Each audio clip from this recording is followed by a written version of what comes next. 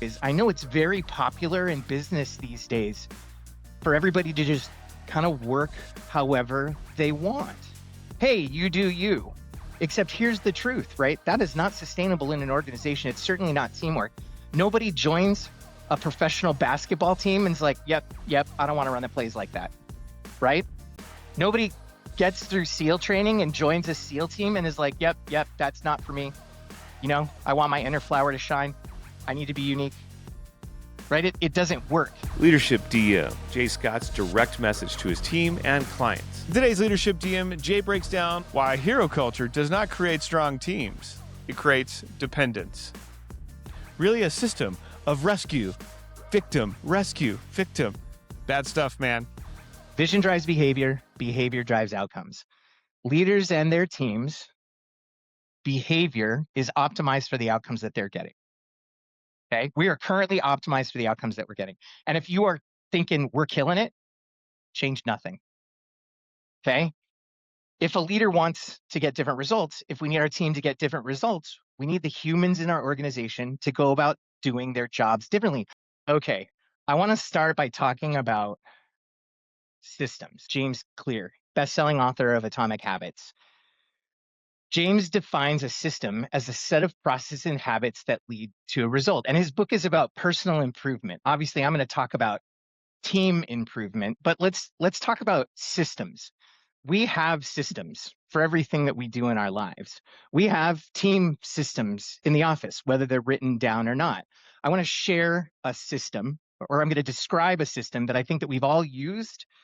We've probably all used at one point or another in our careers. I go to a meeting, my first meeting of the day.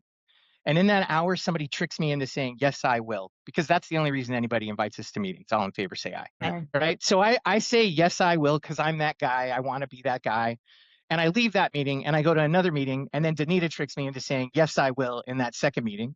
And then I go to my third meeting and Faith tricks me into saying, yes, I will in my third meeting.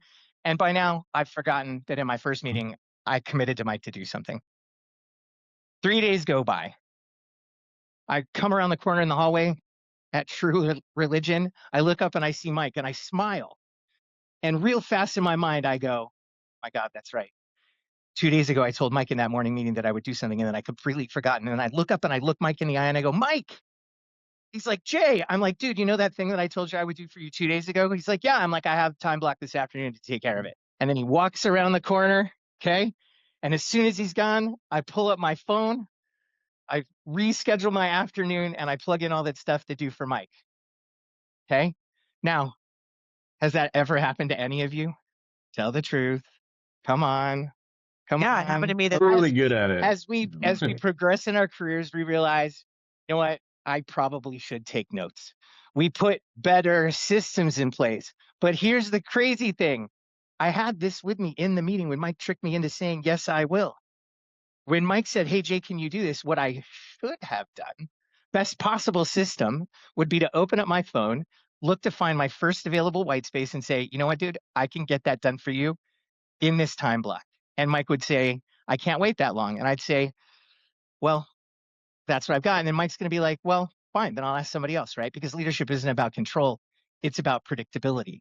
These are all systems, okay? Processes and habits, they're human systems. So today, note that anytime I refer to a system, I'm talking about our ways of working. The other thing I want to remind you is I know it's very popular in business these days for everybody to just kind of work however they want. Hey, you do you.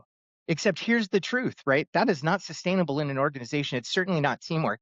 Nobody joins a professional basketball team and is like, yep, I don't want to run the plays like that, right?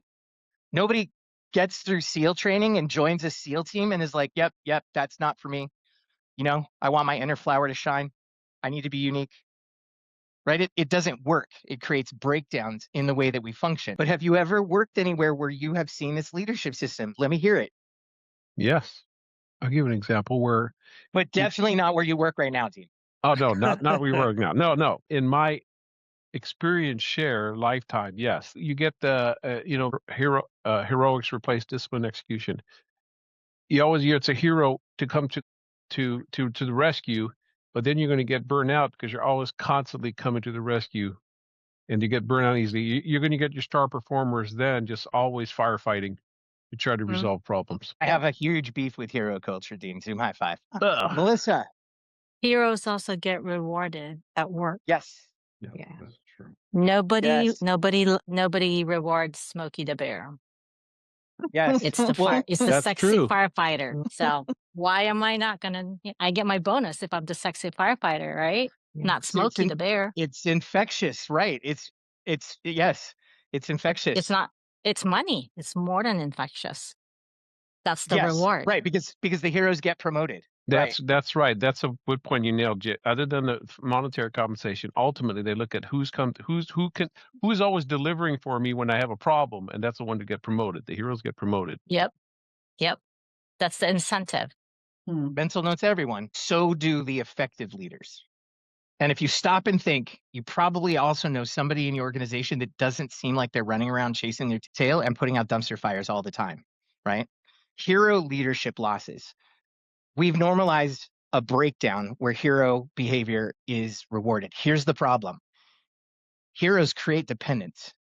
Heroes create look at me. Heroes bottleneck leadership. It's actually toxic. For somebody to be able to be the hero, there have to be victims, okay?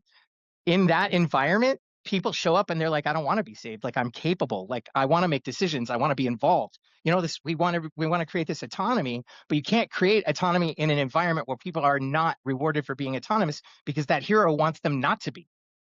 So that hero gets in the position to be the hero, and they want everybody to let them be the hero. They create dependence. Okay, it weakens organizations, exhausts people, and drives up cost. Economic consequences. I did not make these numbers up. Do the research. Hero-driven leadership costs organizations 7 to 10x total compensation and downstream impact. So that means your hero, if they're making $250,000 annually, they're costing you between 1.7 million and 2.5 in annual risk. They're driving out the people you want to keep and make productive. They're keeping the people that will let them be saved, right? They're creating dysfunction in your environment. And those costs compound, because here's what happens. Middle managers exposed to rescue-based leadership are far more likely to adopt the same behavior, right? That's why I call it a virus, right?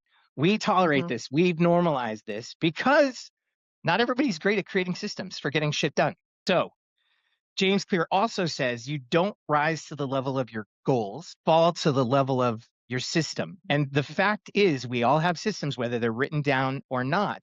And under pressure, our de facto leadership system reveals itself. That said, the beauty of a system that enables people to get things done cleanly, consistently, is that now we actually can allow the things that we are talented with to shine. First law of transformation. People need to think differently before they will do differently. Okay, so, and remember, a system is a set of processes and habits that lead to a result. So whatever processes and habits that they are using to not get the outcomes you think you need have to change if you're not getting the outcomes you think you need. Thanks for joining us for Leadership DM. Heroic leadership as a system is a fail. But what do high-performing teams do? Learn more at 120VC and join us on the next Leadership DM, where Jay will be breaking down the leadership system that elite teams install on their teams to deliver insanely ridiculous, unfair returns. Think Navy SEALs. Think Costco-sized returns. Think Formula One race car precision. What do all these teams have in common? Not heroic leadership. And just as heroic leadership can become like a virus and infect the entire team, becoming the culture and the system that you operate, so can execution leadership. Learn more about execution leadership at 120vc.com. Smash that subscribe button and follow Jay on the YouTube and the Instagram for more execution leadership tips. Till next time, Zoom high five. Go!